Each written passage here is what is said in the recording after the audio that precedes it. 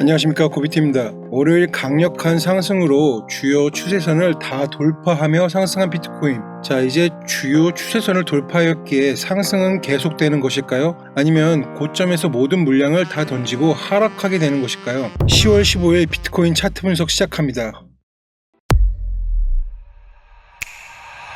시작에 앞서 무료 텔레그램방 운영 중입니다. 주말장 볼벤에서 파악한 방향성, 그리고 제가 주로 사용하는 와이코프 분석을 텔레그램에 시황 업로드하고 있습니다. 누구나 들어오실 수 있는 공개 커뮤니티이기에 비트코인에 관심이 있으시다면 안 들어오실 이유가 없으시겠죠. 텔레그램 주소 링크는 영상 하단에 있습니다. 시청하시기 전 텔레그램 먼저 들어오시고 시청하시면 더 도움이 되실 겁니다. 자, 지금 보시는 차트는 비트코인 4시간봉 차트입니다. 제 영상을 계속 봐오신 분들은 익숙하신 차트의 작도인데요. 이 구조는 와이코프 구조를 차트에 표기한 것입니다.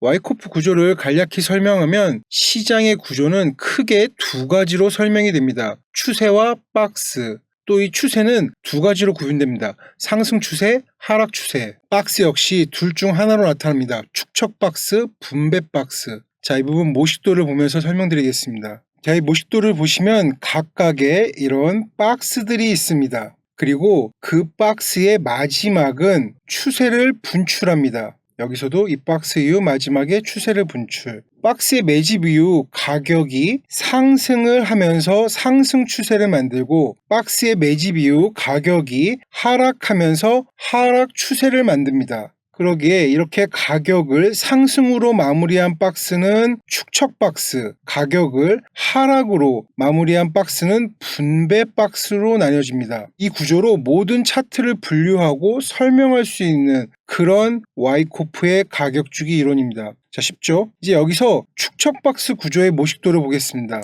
축척 박스의 구조는 이런 형태입니다. 가격이 이런 식으로 하락을 하다 그 마지막 저점을 찍고 기술적 반등을 합니다. 그리고 그 저점과 고점을 이은 일정의 범위 구역에 박스가 생깁니다. 이후 차트는 박스의 상단과 하단을 계속적으로 테스트를 합니다. 그러다 때로는 이렇게 박스 상단을 벗어나는 시도를 하고 다시 그 유동성을 확보해서 이렇게 박스 하단을 벗어나는 이런 시도를 합니다. 그리고 이런 하단의 박스를 벗어나는 이 형태에서 유동성을 확보한 힘이 축적된 상태에서 상승을 하는, 그래서 최종적으로 상승을 분출하는 이런 구조가 축척 박스의 구조입니다. 자, 이제 이 구조를 비트코인 차트에서 확인해 보겠습니다. 지금 보시는 차트는 비트코인 4시간봉 차트입니다. 8월 가격이 하락을 한 이후에 다시 반등을 합니다. 그리고 그 안에서 상단과 하단 테스트를 하면서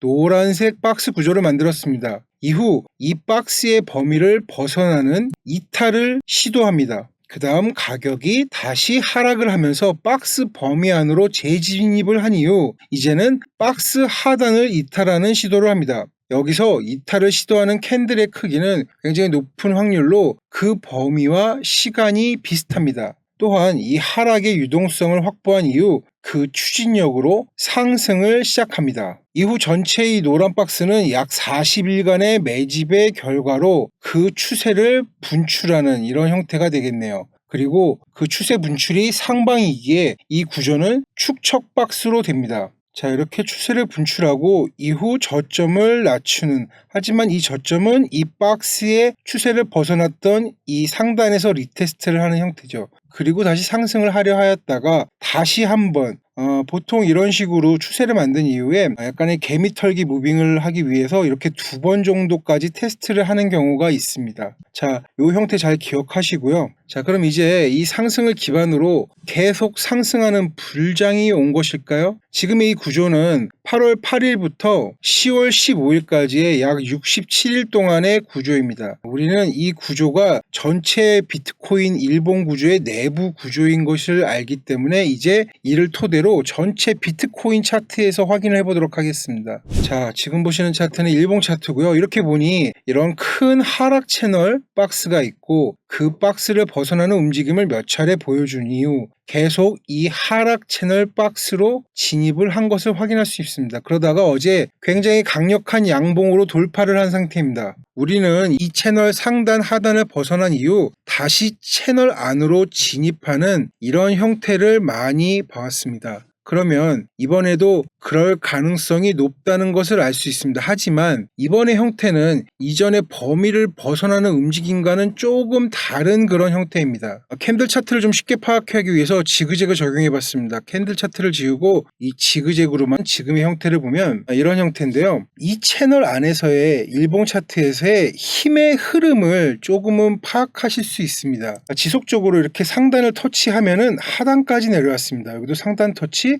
그리고 하단, 그리고 중심선을 살짝 넘기는 듯 하다가 하단 밖으로, 이후 다시 중심선을 못 넘기고 하락하였으나 이번에는 그 중간에서 반등, 그리고 다시 한번 상단을 벗어나는 그런 움직임을 한 이후에 강력하게 하락을 합니다. 그렇기 때문에 그 힘으로 이렇게 채널 하단을 벗어났고 다시 한번 반등을 하였기에 여기서도 약간의 채널 상단을 벗어나는 그런 상승이 있었죠. 그리고 다시 한번 강력하게 하락한 이후 반등을 하면서 채널 중심선을 넘기지 못하고, 그리고 이번에 채널 하단을 터치하면서 다시 상승, 하지만 다시 하락, 그리고 이 반등으로 상승, 하지만 이번에 그 하락이 이 채널 하단까지 가지 않고 이런 3개의 점으로 이루어진 이런 작은 채널 내에서 이 중단에서 반등을 하면서 지금 상승을 한, 그러면서 채널 상단을 돌파된 형태이기 때문에 이런 일반적인 하단에서 올라가는 형태보다는 조금 더 이 상승의 힘이 굉장히 강력하다는 것을 느낄 수 있습니다. 그러기에 더 이상 채널 안으로 진입하지 않을 확률이 조금은 좀 높아진 그런 형태의 흐름이라고 파악하시면 좋을 것 같습니다. 그 상승의 1차 저항은 이 3개의 고점과 저점으로 형성된 채널의 상단 돌파가 큰 관건이 되겠습니다. 약 67.5K가 되겠는데요. 자, 그러면 이 저항을 뚫으면 상승이고 저 저항을 못 뚫으면 하락이다, 뭐 이런 내용이 아닙니다. 지금의 하락 채널의 형태의 구조를 추적하는 게 굉장히 중요한 시점이 되었는데요. 자, 하락하여 다시 채널 안으로 회귀한다면 여전히 이 축적 구조에서 이 페이스 B가 지금 진행 중인 상황인 거고요. 채널 상단까지 리테스트를 한 후 다시 반등을 한다면은 일봉 차트에서도 마찬가지로 이 페이스 D의 진행으로 유추를 해볼 수 있는 그런 상황인 겁니다. 우리는 이전 내부 구조에서 이 4시간봉 차트에서 이렇게 채널 상단 돌파 이후 오랜 기간에 상단 테스트하는 것을 확인하였습니다. 이런 형태의 일봉 채널에서도 그 상단에서의 형태를 저는 가장 유력하게 보고 있습니다. 거기에 아직 일봉 차트의 거래량이 전체적으로 늘고 있지는 않은 상황입니다. 불장으로 가는 신호라면은 거래량이 이 부분처럼 늘어나야 합니다. 만일 채널 안으로 다시 들어온다면 거래량에는 큰 변화가 없는 그런 현상이 발생하겠죠. 하지만 최근 상승의 시간봉 차트에서 주요 저항들을 돌파하는 과정에서 이전과는 다르게 거래량을 계속 올리면서 캔들을 올리는 그런 현상이 관측되었습니다. 그 현상은 최근 거의 5월 이후부터는 발생하지 않았던 그런 형태이기 때문에 저는 좀 더 높은 확률로 채널 안으로 다시 재진입하지 않을 확률을 높게 보고 있는 그런 상황입니다. LTF에서 축적 구조를 완성하며 추세를 분출한 비트코인은 일봉 차트에서도 그 흐름을 이어갈 확률이 높아 보이는 상황입니다. 큰 추세 분출 이후 조정과 하락을 파악해야 하는 중요한 위치에 서 있는 비트코인입니다. 채널 안으로 재진입하지 않고 그 상단에서 매우 강력한 개미 털기의 리테스트가 예상되는 그런 상황입니다. 이 상황은 고비트 텔레그램에서 이후 계속 상황 추적하면서 올리도록 하겠습니다. 아직 텔레그램에 들어오시지 않으신 분은 영상 링크 하단에 있는 고비트 텔레그램 주소로 들어오셔서 이후의 구조를 같이 한번 파악해 보시기 바랍니다. 자, 이상 고비트였습니다. 감사합니다.